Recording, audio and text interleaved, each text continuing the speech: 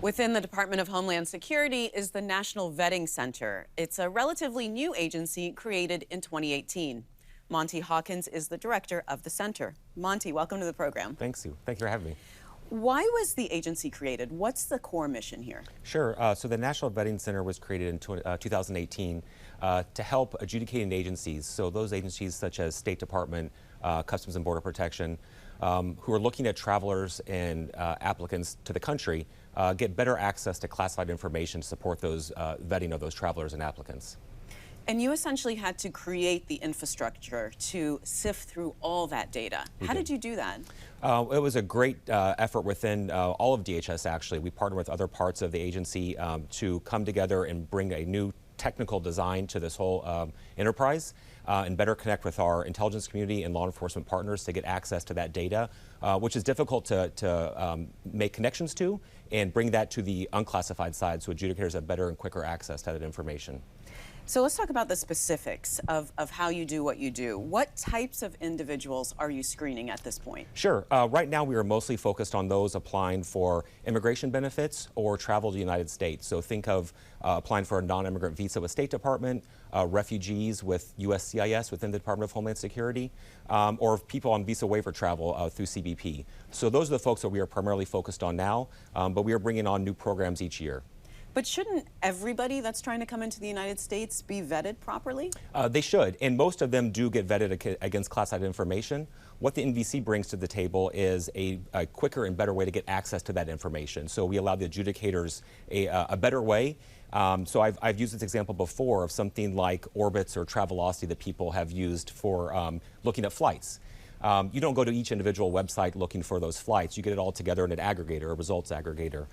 That's one of the key things that NVC brings to this process, is a single one-stop shop for those classified results, and it allows just a better, more thorough process. And about how many people are screened daily through your system?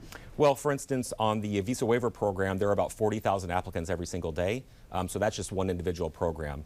Visa applicants, it's probably about 20 to 30,000 a day. So it varies, but in total, we are doing several million every month and during the year.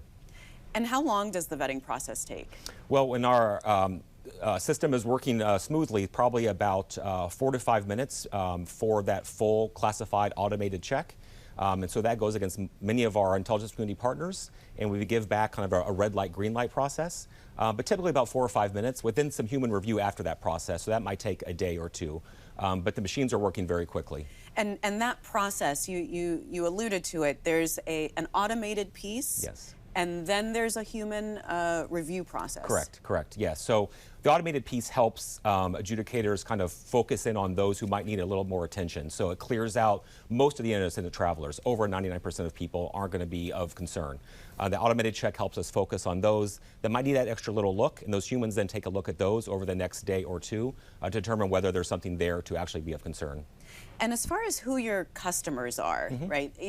Obviously, you're within DHS, but you work with so many other agencies. Talk about that. Correct. Yeah, we are a bit unique in that when we were created in 2018, we are administratively housed within CBP, but what we were tasked to build through that presidential memo was an agency-agnostic process. And so we are designed to build or to support any agency across the federal government that's doing vetting of travelers or applicants. So TSA, CBP, ICE, State Department.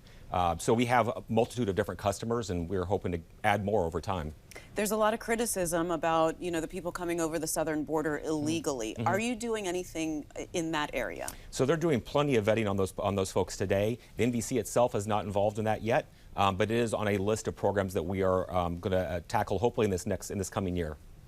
When the center was created, there was a lot of concerns about civil liberties, about privacy. Yes. Whenever you talk about vetting or, people's backgrounds, that becomes a very touchy subject. How do you address that? Sure. So we actually have in our small staff 2 dedicated privacy officers who are looking at all of our programs to ensure that we are abiding by DHS privacy principles. We also have a dedicated privacy and civil rights, civil liberties working group with representation from across our interagency partners.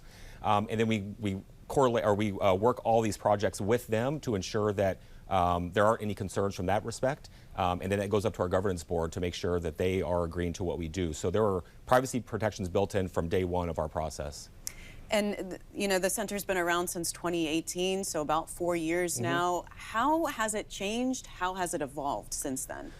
So I think it's been nice to see it be implemented and come to fruition how we all envisioned it 4 or 5 years ago. So it's evolved in that it's become almost the de facto way that the government now looks at doing classified vetting. We become kind of the automatic option for when a new program wants to get classified support. So it's nice that we've kind of filled that niche and people have realized that we provide a very good service for them. And so for us now, which is maintaining those programs that we currently support, adding more, and ensuring that we're properly staffed and funded to do that growth over time. That's what I was going to ask you about, adding more. What's next? What's coming next for you? So this year we have a couple of programs we're looking at with U.S. Citizenship and Immigration Services, doing more with State Department as well.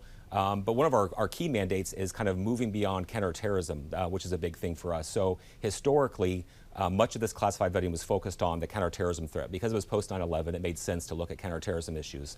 But what we were driving our vetting agencies to do was look at more threats beyond counterterrorism, such as counterintelligence, transnational organized crime, counterproliferation. And so not only adding new programs, but expanding the depth of support that we get from our vetting support agencies. All right, well, when you do expand, come back and let us know how things go. We will, thanks. Thanks so much. Thank you. Thanks for watching. If you enjoyed the video, give it a thumbs up and subscribe to our channel so you don't miss out on any future Government Matters interviews.